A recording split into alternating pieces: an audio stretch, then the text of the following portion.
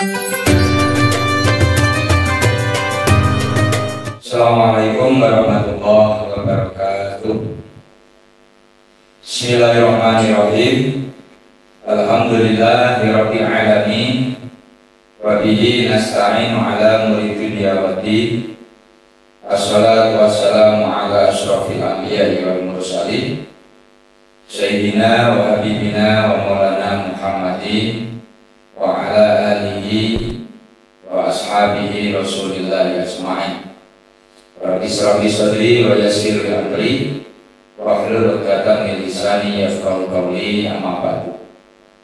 Hadirin karamin alim ulama, bapak-bapak, ibu-ibu, jamaah salat Maghrib Masjid Raya Istiqomah yang berbahagia.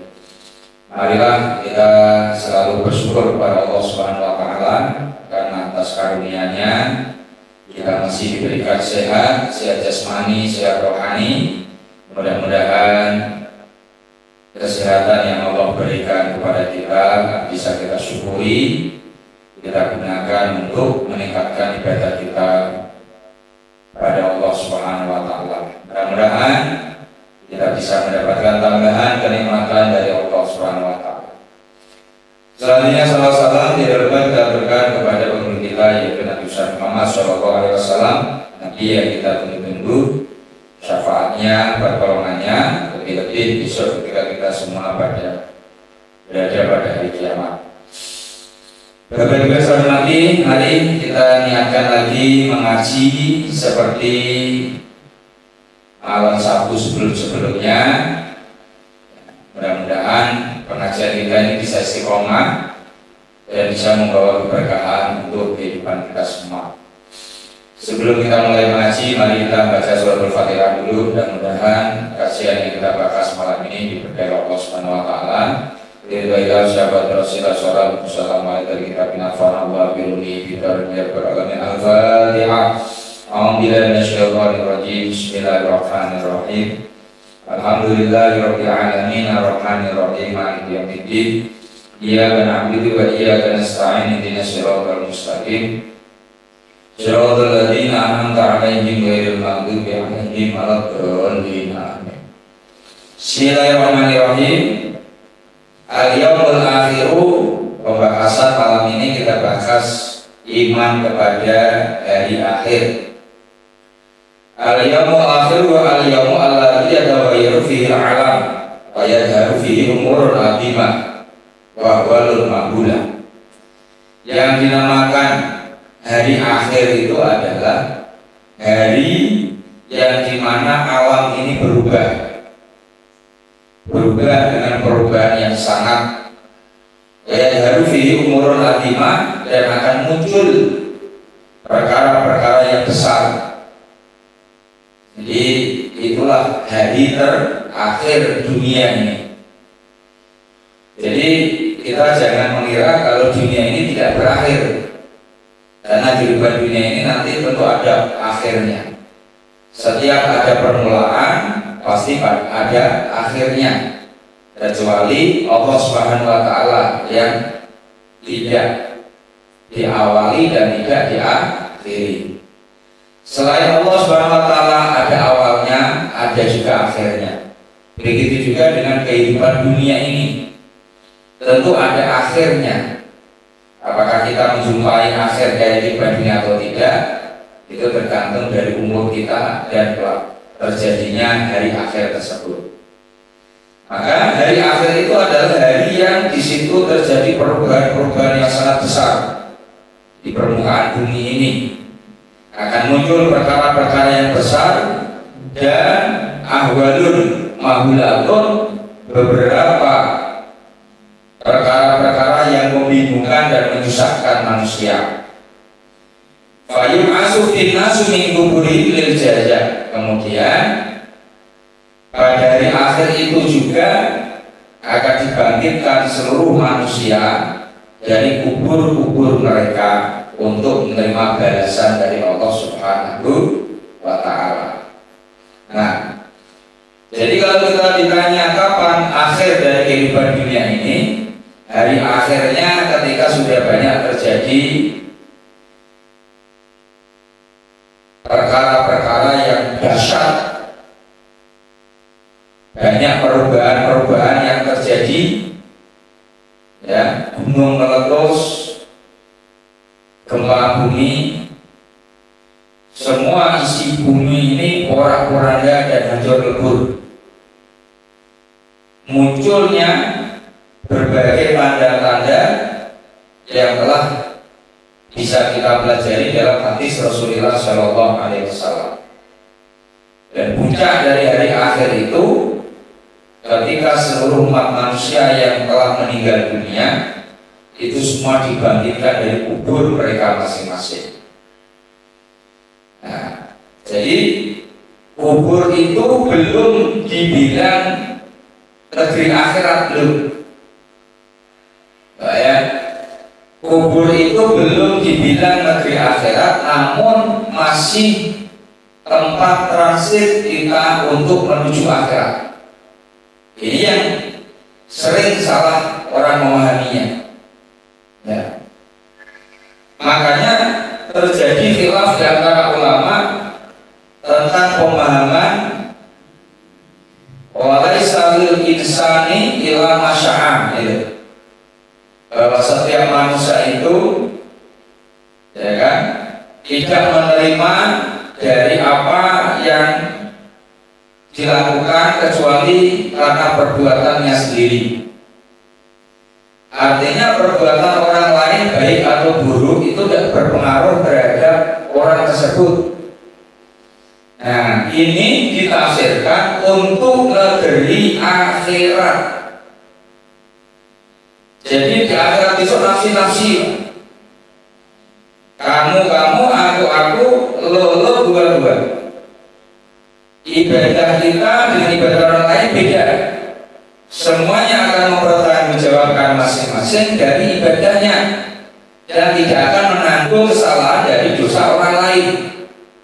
Itu yang berlaku di negeri akhirat. Sementara alam kubur ini belum masuk ke kategori akhirat tersebut, ya kan?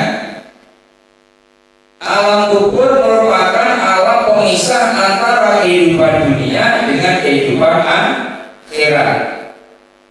Makanya sekarang orang yang di alam kubur mereka yang sudah meninggal sejak zaman Nabi Adam dulu sampai sekarang, itu mereka masih dalam kuburannya masing-masing. Namun sudah mendapatkan ibaratnya apa ya, diskon atau muka, gitu. Mana yang dibawa amal baik dalam kehidupan dunianya sudah mendapatkan balasan. Namun itu hanya perspot saja, balasan di muka saja, belum keseluruhannya, belum. Orang yang berbuat maksiat di kuburnya juga sudah disiksa oleh Allah, namun belum siksa yang sebenarnya, karena dia masih berada di transit antara dunia dan akhirat, belum masuk di pengadilannya Allah Subhanahu wa Ta'ala. Makanya alam kubur itu juga bisa menjadi tanda. Kalau kuburnya Raudhatun min Riyadil Jannah, tanda di akhirnya juga akan menjadi ahli surga. Jadi kalau kuburnya menjadi Khufratun min Khufarin Niron, ya menjadi jurang dari jurangnya neraka, itu juga bertanda dia akan disiksa selama-lamanya di neraka. Itu alam kubur. Nah, kembali saya sampaikan, makanya terjadi perbedaan ulama di sini. Kalau masuk dari laisal insani illa masya'ah itu berlaku di negeri akhirat, sementara alam kubur belum termasuk negeri akhirat, belum kehidupan akhirat, belum. Makanya alam kubur itu masih sedikit ada kesamaan dengan alam dunia, walaupun tidak 100%. Makanya kayak perbuatan orang baik yang kemudian diikuti oleh orang lain, dalam kuburnya dia masih mendapatkan bagian dari apa yang dia terapkan orang tersebut.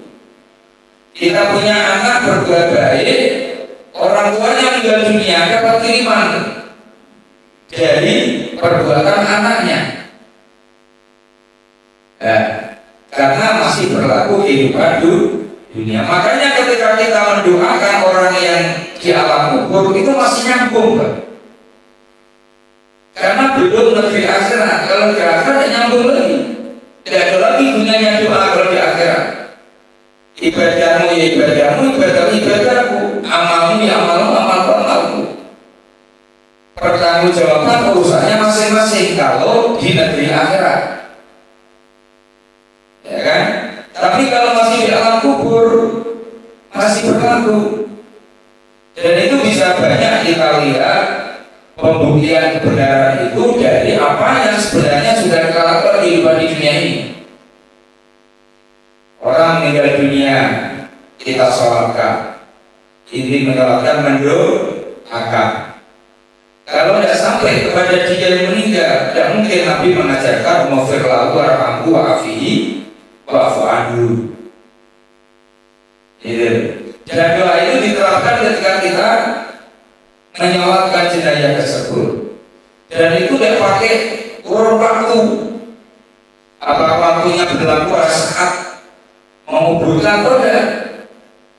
Jadi kita maghfir lahu, ya Allah ampuni dia, warhamhu sayangi dia, ya kan? Ya Allah ampuni dia, sayangi dia, wa'afihi wa'fu anhu, ampuni dan ampuni dari kesalahan-kesalahan yang dia lakukan. Nah, doa itu tidak diperuntukkan pada saat itu menyolatkan juga. Bahkan doa itu bisa dibaca ketika orang itu sudah dikuburkan.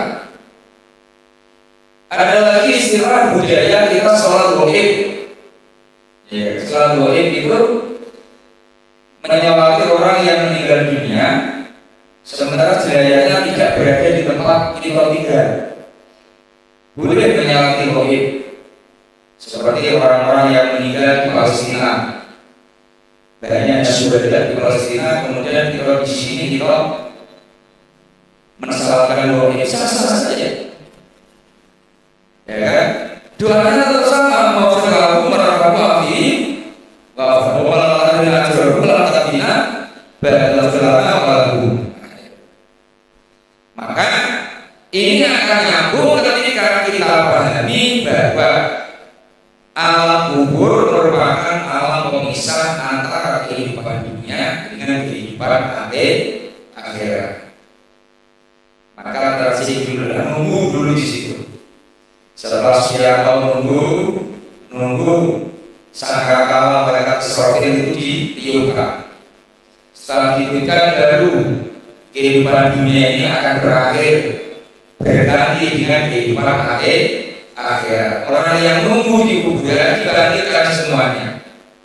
Yang masih hidup waktu itu dimatikan semuanya oleh Allah Subhanahu wa Ta'ala. Jadi tidak ada istilahnya apa orang hidup itu tidak melalui mati dulu langsung ke negeri akhirat, tidak ada. Kecuali Nabi Idris. Nabi Idris tidak pakai mati dulu. Dia langsung ke surga dan mau keluar. Itu sudah kehendak Allah Subhanahu wa Ta'ala, tidak berlaku untuk kita. Ya kan? Selain itu semuanya akan nanti mati semuanya. Setelah mati baru akan dihidupkan kembali oleh Allah, baru melalui proses perjalanan panjang dari alam dunia menuju kepada negeri akhirat. Itu banyak Pak, prosesnya ada berapa tahapan, 17 berapa desa. Ya kan? Ada nanti yang di padang mahsyar, kemudian ada bilangan amal, ada siratal mustaqim, ya kan? Nanti sampai terakhir itu masuk ke surganya Allah Subhanahu wa Ta'ala atau masuk ke nerakanya Allah. Nah, kita tinggal persiapan saja. Karena kayu masukin kubur iblis saja, manusia akan dibangkitkan semuanya dari kubur mereka untuk menerima balasan. Berarti pertama menerima balasan yang sebenarnya ketika mereka sudah dibangkitkan dari kuburnya, bukan ketika mereka dalam alam kubur. Karena kalau manusia meninggal masuk dalam alam kuburnya, itu baru permulaan balasan dari Allah. Kalau balasan yang sebenarnya itu fa'in asufinas min kuburi lil jaza. Kalau manusia itu sudah dibangkitkan semua dari kuburnya, dikirim lagi pada masyar, kemudian akan menjumpai penghisapan satu persatu dari zaman Nabi Adam sampai akhir zaman besok. Kamu apa? Kamu satu persatu. Ya, kalau orang itu pahalanya banyak, dosanya dikit, orangnya baik-baik, mudah hisabnya. Kalau orangnya di dunia ruwet, ya ruwet juga Pak Ustaz. Apa benar ruwet juga? Kebun banyak, tidak tentu orang kemana-mana, ya kan? Ini banyak, tidak orang kemana-mana, itu hisabnya banyak gitu. Ya Pak, lagi di satu gitu, jadi hisabnya mudah. Ya kan? Jadi pejabat ini tingkat rendah, naik ke atas tinggi, naik ke atas sampai ke atas sendiri, itu pun dari tingkat rendah sampai atas ada hisabnya masing-masing. Dulu jadi camat, dihisab. Jadi RT dulu, RT dihisab. RW, lurah, terus sampai ke atas semua ada hisabnya masing-masing. Dan itu tuntutan. Tapi sayang orang tidak banyak paham seperti itu. Ya, semakin tinggi levelnya, semakin berat tanggung jawabnya. Jadi Imam Ghazali kan tidak mau Pak jadi pejabat, tidak mau kan Imam Ghazali mengharamkan itu. Jadi orang biasa, jadi orang netral, aman. Jadi tidak seperti orang zaman sekarang, ini bila-bilain jual kebun ya. Bayar ini biar jadi, apa perlu.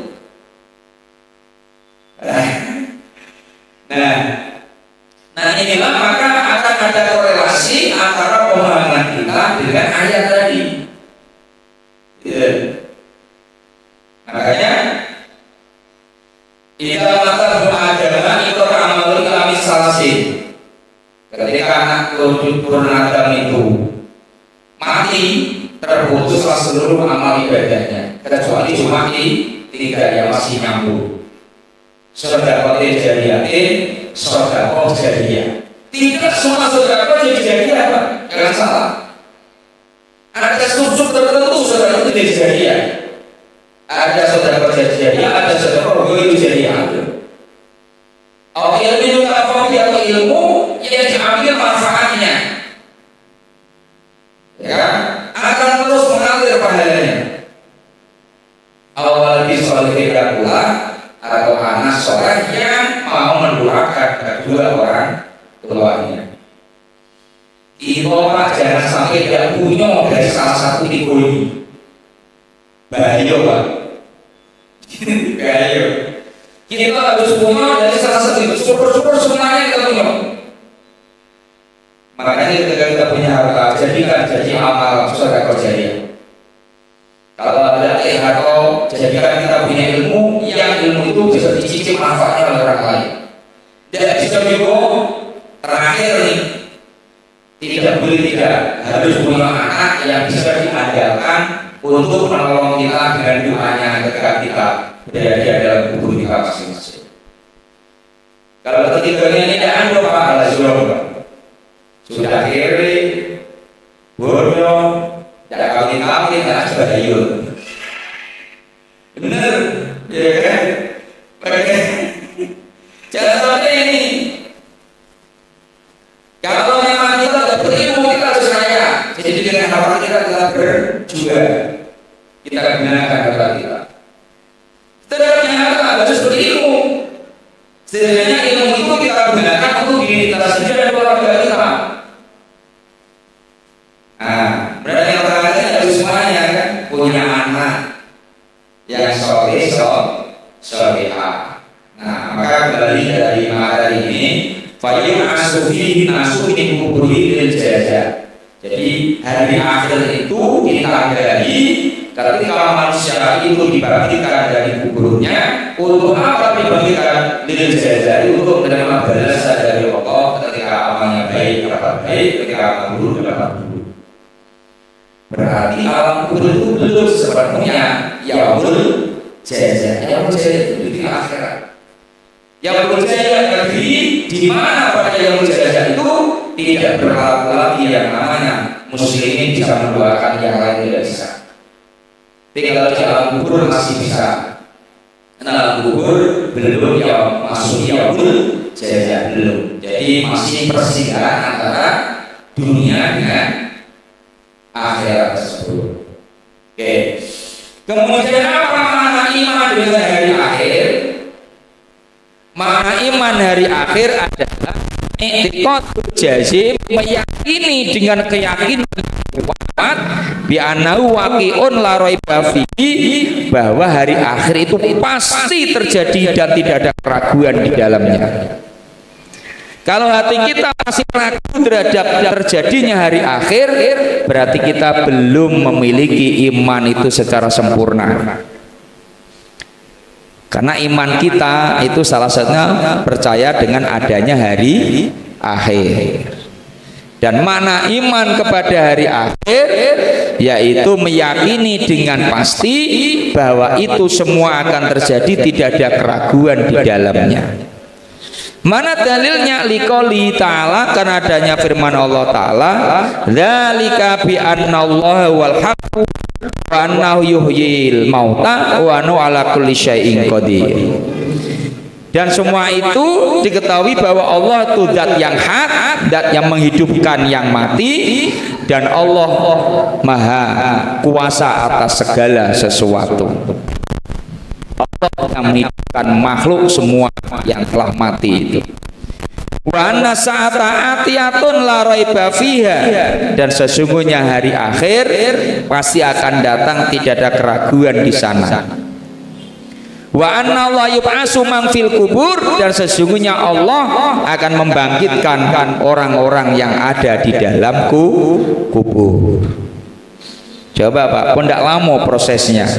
Dari zaman Nabi Adam loh sampai akhir zaman besok, ngumpul jadi satu, dibangkitkan semuanya, ya kan? Nah, itu makanya dikatakan yaumul ahwal, hari mana hari itu banyaknya keribetan, kesulitan yang akan terjadi dan akan dihadapi oleh seluruh umat manusia.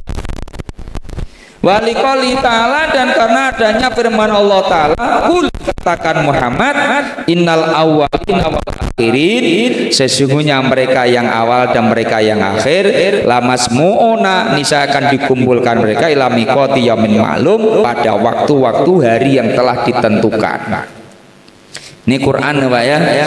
Jadi jelas bahwa besok semuanya manusia itu akan dikumpulkan jadi satu, digiring ke padang mahsyar. Daratan yang luas, tak bertepi, ya, tidak ada gunung, tidak ada pohon, semuanya lepas, hamparan lepas begitu, itu namanya padang mahsyar.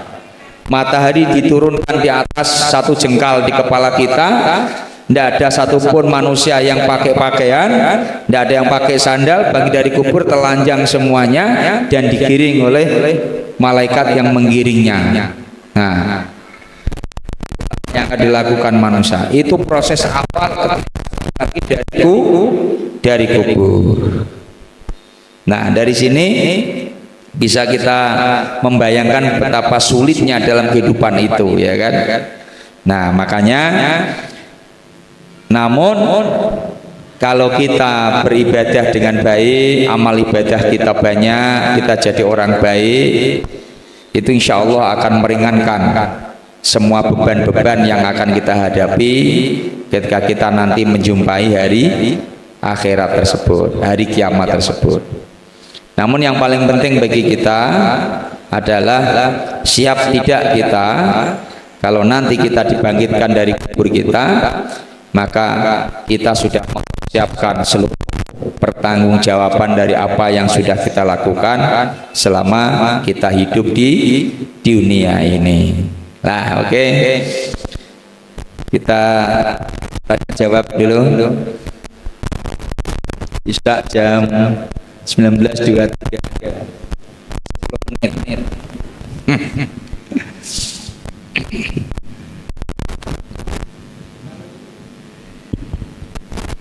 Assalamualaikum warahmatullahi wabarakatuh. Tanya masalah di Padang Mahsyar tadi Ustaz. Yang di Padang Mahsyar itu kita tahu ada hari pembalasan. Jadi pertanyaannya Ustaz, siapa yang pertama sekali dipanggil Ustaz? Apakah para nabi, apa wali, apa ahli maksiat Ustaz? Atau main acak-acak baik? Apa Pak RT duluan kan, apa macam mana Ustaz? Ayo. Ya terima kasih Ustaz. Kalau menurut hadis, orang yang pertama kali dibangkitkan dari kuburnya itu baginda Rasulullah Sallallahu Alaihi Wasallam. Setelah baginda Rasulullah tentu yang di bawah Rasul. Yang kroco-kroco itu belakangan ya. Ya kan? Jadi Rasulullah dulu dibangkitkan. Lah Rasul dibangkitkan, baru yang lainnya. Para sahabat-sahabat Rasulullah, kemudian juga bersambung pada para nabi-nabi dan rasul yang lain. Ya. Nah, ketika Rasul dibangkitkan itulah maka Rasulullah nanti akan bergerak itu dari padang mahsyar itu diikuti oleh nanti umatnya. Dan salah satu tugas terberat Rasulullah waktu itu adalah mencari umatnya itu biar bersatu di kelompok Rasulullah Sallallahu Alaihi Wasallam. Maka ada yang bilang di padang mahsyar itu tidak jauh mirip seperti orang wukuf di Arafah. Yang pernah haji atau umroh itu serba putih semua, ya kan, tanpa membedakan suku. Mereka bersatu dalam satu ritual ibadah yang sama, dalam tempat yang sama. Nah, itulah gambaran dari padang mahsyar. Makanya orang pertama itu Rasulullah dibangkitkan, kemudian baru yang lain ngikuti. Nah, setelah itu seluruh umat ini akan dicari oleh Rasulullah SAW. Kalau sampai tidak ketemu itu yang repot Pak. Atau ketemu Nabi tidak kenal kita, dia repot juga. Ya kan? Nah, ketemu Nabi tidak kenal dengan kita. Nah, ya kan? Atau kita tidak kenal dengan Rasulullah, itu bahaya juga. Makanya jangan sampai ketika kita dibangkitkan di kubur kita tidak kenal Rasulullah atau Rasulullah tidak kenal dengan kita. Jadi mulai saat kita hidup dunia ini kita sudah ada kontak batin dengan Rasulullah itu sebenarnya. Maka setiap kita sholat ditutup dengan akhir penghujung rukun sholat, yaitu membaca sholawat kepada Nabi. Ketika kita sholat membaca Assalamualaikum ayyuhan Nabi warahmatullahi, ya kan? Di akhirnya itu ada Allahumma sholli ala sayyidina Muhammad kama sholli ala sayyidina Ibrahim sampai selesai. Ketika kita membaca itu, maka sholat itu langsung disampaikan malaikat kepada Rasulullah. Maka hakikatnya siapapun umat Nabi Muhammad yang sholat, Nabi Muhammad tahu. Yang tidak sholat juga tahu. Maka yang nakal juga. Nah, untuk nyambung kita dengan Rasulullah dengan bacaan sholawat tersebut. Maka ketika kita membaca sholawat kepada Rasulullah sama dengan kita memperkenalkan diri kita di hadapan Rasul. Kalau kita tidak pernah bersolawat kepada Rasulullah, berarti Rasulullah tidak kenal dengan kita. Ya kan? Semakin sering kita bersolawat, semakin dekat lebihkan dari basuhan yang wajib. Wajah bukan hanya dari tumbuh kepala, rambut kepala sampai dagu sini, sampai sini telinga ke telinga, enggak, namun dilebihkan sampai leher ini juga dibasuh. Tangan bukan cuma dari sampai siku, namun sampai di atas siku. Kaki bukan sampai mata kaki, namun sampai ke atas mata kaki. Tujuannya apa? Itu juga salah satu tanda untuk tanda pengenal Nabi mengenali kita. Karena selain umat Nabi Muhammad tidak ada anjuran syariat wudhu. Syariat wudhu itu hanya diperuntukkan umat Nabi Muhammad. Maka besok ketika manusia itu dibangkitkan dari kuburnya, khusus umat Nabi Muhammad itu bersinar wajah, tangan dan kakinya. Itu tanda umat Nabi Muhammad. Bahkan Muhammad cukup nengok, kalau orang kok wajah, tangan, kakinya bercahaya, sah itu umat Nabi Muhammad. Tapi kalau tidak bercahaya ya tidak. Gimana mendapatkan cahaya itu? Dari seringnya kita melaksanakan wudhu. Nah itu jadi kalau kita pengen tahu siapa orang yang pertama nanti dibangkitkan, tentu baginda Rasulullah Shallallahu Alaihi Wasallam. Nah, ada yang lain? Monggo Pak. Masih 5 menit lagi ya?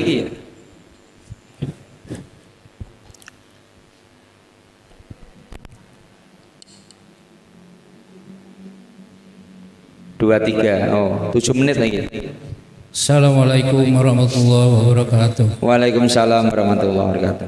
Jadi Ustaz, saya pernah dengar ceramah di YouTube tuh. Iya. Katanya sewaktu sampai di hari kiamat besok itu masih ada kira-kira orang yang tersisa masih hidup, Pak Ustaz. Memang sebelumnya kan sebelum hari kiamat itu sudah banyak yang meninggal. Kemudian terjadi hari kiamat masih ada orang-orang yang masih belum meninggal, Ustaz. Kemudian orang-orang ini meninggalnya dengan cara ditiupkan berupa angin yang lembut, pelan-pelan, slow kata kita kan Ustaz. Jadi secara tidak sadar mereka ini meninggal dunia. Kemudian ya mereka tentu tidak merasakan sakitnya sakratul maut katanya Ustaz. Jadi pertanyaannya Ustaz, kira-kira golongan yang mana Ustaz yang dapat seperti ini Ustaz? Sekian, terima kasih. Memang benar Pak, apa yang diceritakan itu bahwa besok sebelum kiamat itu datang, hari akhir itu datang, tentu masih ada manusia yang hidup di permukaan bumi ini. Nah, sampai nanti pada akhirnya tidak ada lagi orang yang ibadah di permukaan bumi ini. Karena sebelum detik itu orang-orang yang muslim itu sudah dimatikan dulu oleh Allah Subhanahu wa taala. Nah, jadi ada cerita ada yang mati secara keseluruhan itu karena menghirup angin gitu. Angin kematian. Nah, angin apa namanya? Pertanyaan, apakah berarti mereka tidak merasakan sakaratul maut? Ya tetap merasakan, Pak.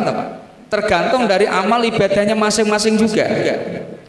Cuma matinya secara mendadak pada saat itu juga.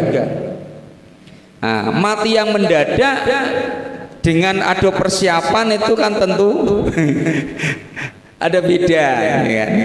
Nah, jadi kalau ditanya apakah kemudian mereka tidak merasakan sakaratul maut, tetap merasakan, ya kan? Cuma pada saat itu matinya secara keseluruhan mendadak karena menghirup angin kematian tersebut yang dihembuskan ke seluruh pelosok kehidupan di dunia ini.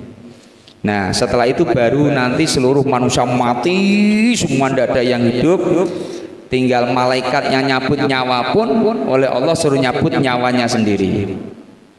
Sampai Allah SWT sendiri yang wal hayyun la yamut, dat yang hidup dan tidak akan mati. Semuanya akan mati dan merasakan kematian tersebut. Nah, makanya kalau merasakan kematian tentu ada muqaddimatul maut, itu tetap ada. Walaupun hanya sekejap saja. Ya, sekejap saja. Kecuali orang-orang yang memang diinginkan oleh Allah Subhanahu wa taala tidak merasakan sakaratul maut tersebut, seperti yang diinginkan oleh Rasulullah dalam doanya mendoakan seluruh umatnya agar tidak merasakan sakitnya penderitaan kematian sebagaimana yang dialami oleh Rasulullah SAW sendiri. Kalau Rasulullah zat yang makhluk yang terbaik saja merasakan dahsyatnya kematian, apalagi yang lain. Cuma memang ada kelompok-kelompok orang yang dikehendaki oleh Allah tidak merasakan dahsyatnya kematian tersebut, apa sakitnya kematian tersebut. Itu atas kehendak Allah Subhanahu wa ta'ala. Dan itu juga menunjukkan kalau Allah Maha Kuasa atas segala sesuatu, gitu Pak ya. Jadi cerita itu betul. Dan apakah kemudian mereka merasakan sakitnya kematian? Tetap merasakan, wong nyawanya dicabut, gitu. Kecuali kelompok-kelompok orang yang memang tidak merasakan adanya sakitnya kematian seperti yang telah dikehendaki oleh Allah, gitu. Sudah 3 menit lagi, kalau tidak ada kita tutup. Assalamualaikum warahmatullahi wabarakatuh. Waalaikumsalam. Ini Ustaz, jadi saya pernah melihat beberapa wilayah itu ketika orang meninggal itu nanti orang yang datang di kuburan itu diberi macam beras, terus ada piring, ada gelas di dalam bingkisan gitu kan, dikasih kepada orang yang ziarah tadi itu. Nah, yang ngasih ini yaitu keluarga orang yang meninggal tadi. Nah, itu saya kok Ustaz, itu boleh apa enggak kayak gitu? Satu lagi Ustaz.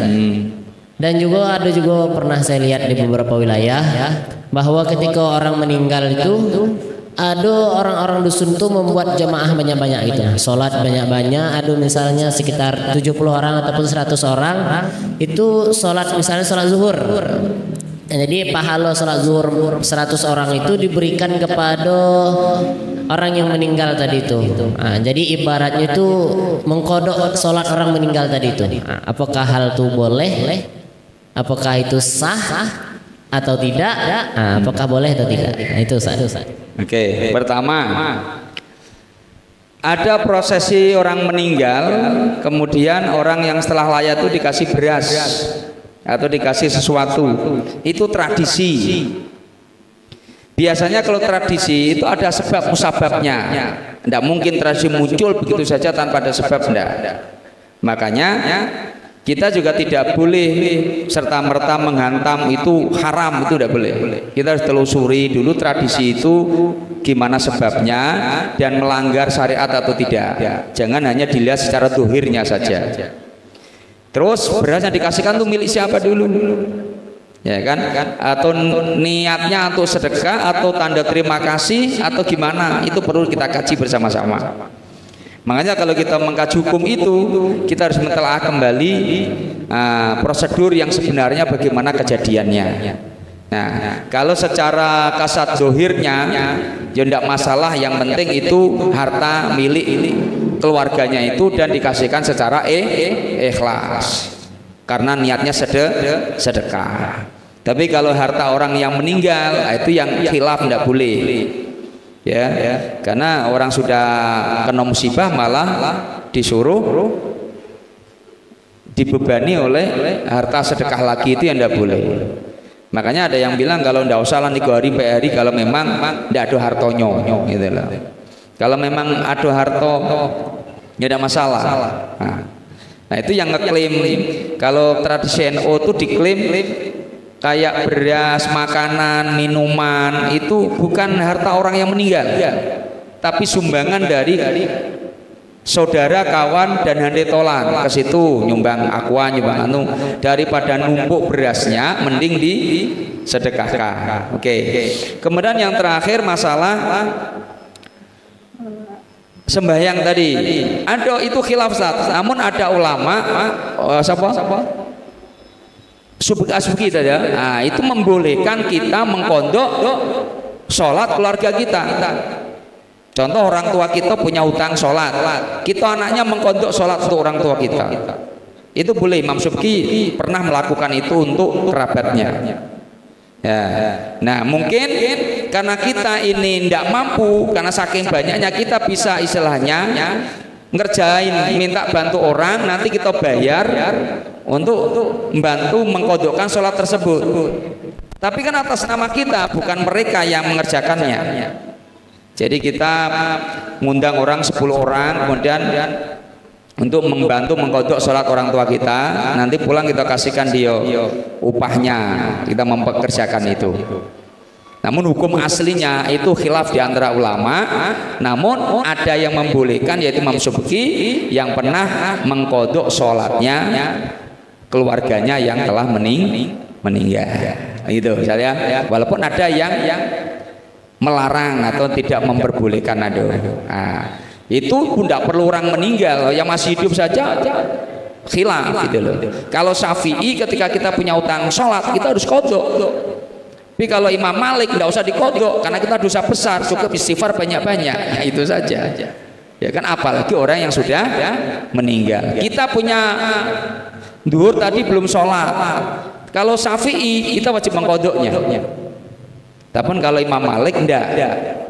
Karena orang meninggalkan sholat itu dosa besar, maka istighfar banyak karena kita melakukan dosa besar. Nah, itu saja, mudah-mudahan jawabannya bisa memberikan kepuasan dan bisa dipahami bersama-sama. Dari saya kurang punya mohon maaf, kita cukup kajian ini, mudah-mudahan diberi Allah Subhanahu wa taala. Al-Fatihah.